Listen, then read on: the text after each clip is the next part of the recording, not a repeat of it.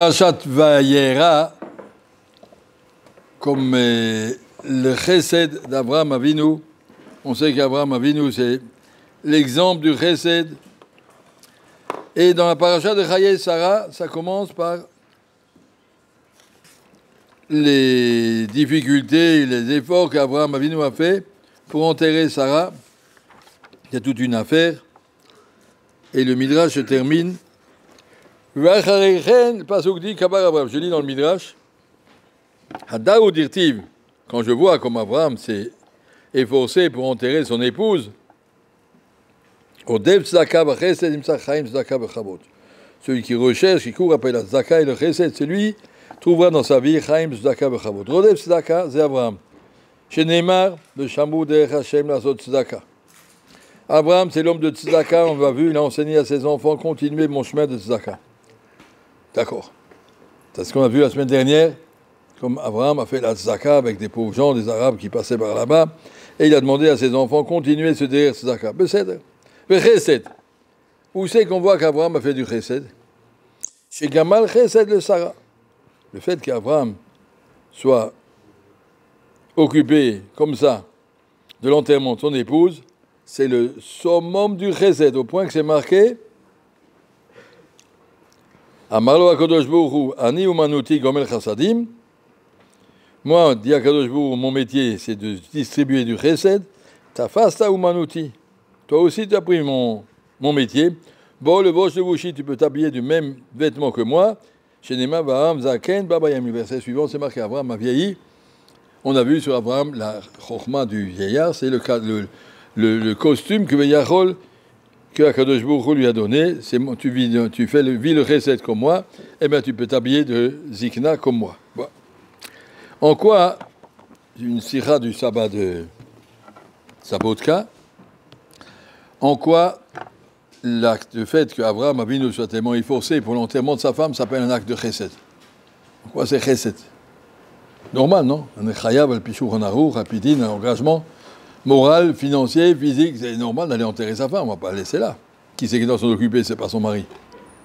Asma chesed agadol, qu'il allait acheter un terrain, qu'il l'a enterré, qu'il l'a tout fait. C'est tout le monde aurait fait ça. Encore qu'il a fait avec les 3 Arabes. Tout ce qu'il a fait, avec toutes les difficultés, 3e jour de la Mila Misken, c'est une grandeur. Mais on veut dire, où c'est qu'on a vu qu'Abraham fait du chesed quand il s'est occupé d'enterrer sa femme? C'est quoi ça?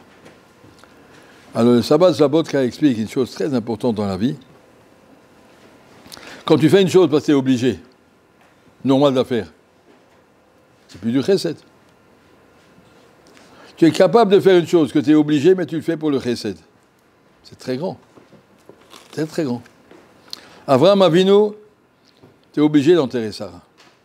Mais il ne l'a pas fait parce qu'il est obligé. Il l'a fait parce qu'il a dit, qui c'est qui peut s'occuper de sa femme, sauf moi?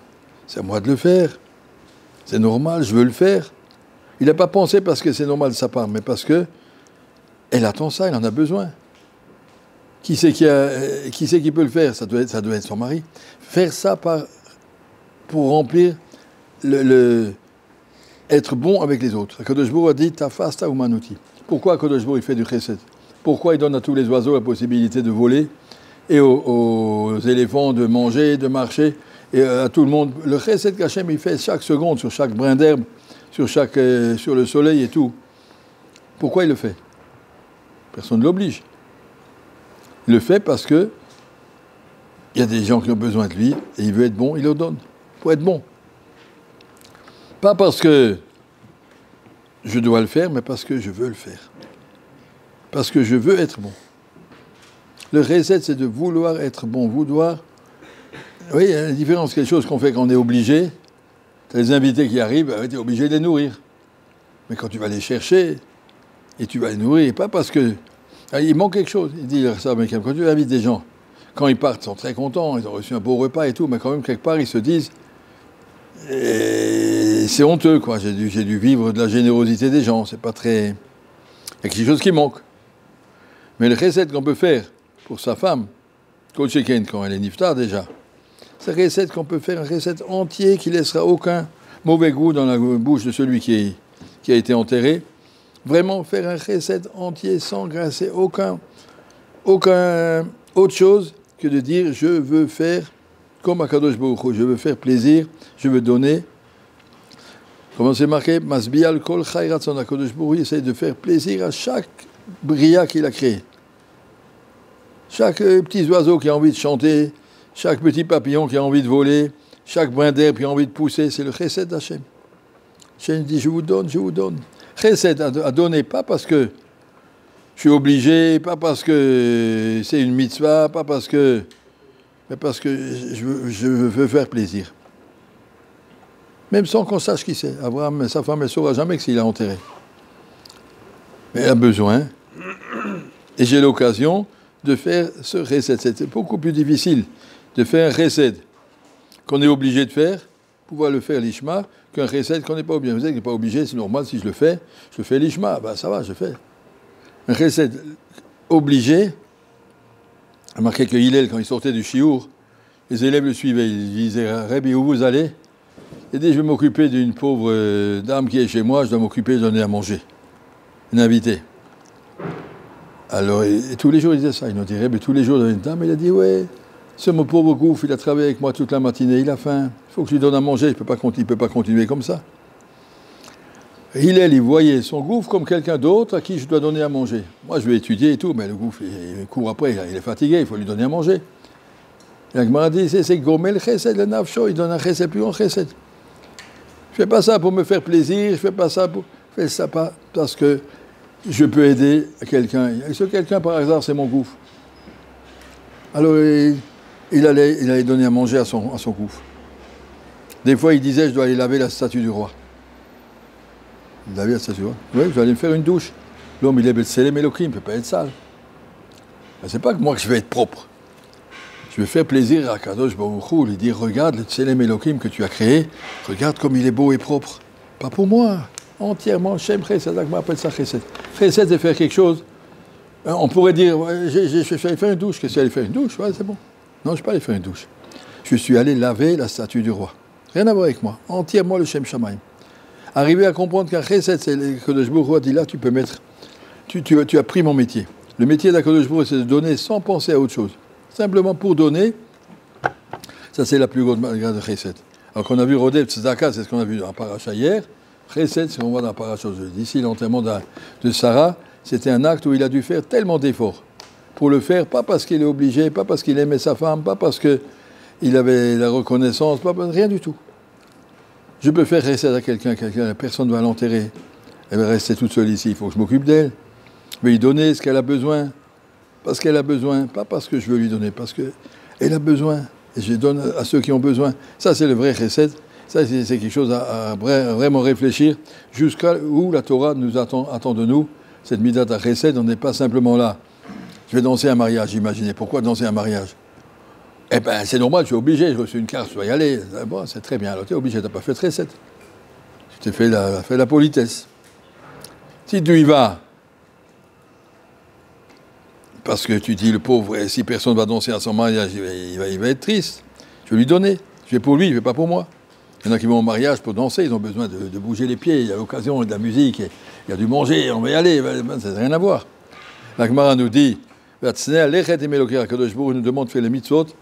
Fais les mitzvot avec tzniout, que personne ne sache. Et la Gemara dit, c'est quoi le mitzvot avec tzniout? Achnasat kala v'alvayat hamet. Les enterrements et les mariages. Où c'est qu'il y a de la tzniout dans l'enterrement d'un mariage? C'est à l'échet. Tu vois, à l'enterrement, tout le monde te voit. Au mariage, tout le monde te voit. Tu danses, tu es là. À l'enterrement, tu es là avec tout le monde. C'est quoi? Et Rav Shach explique, c'est ça.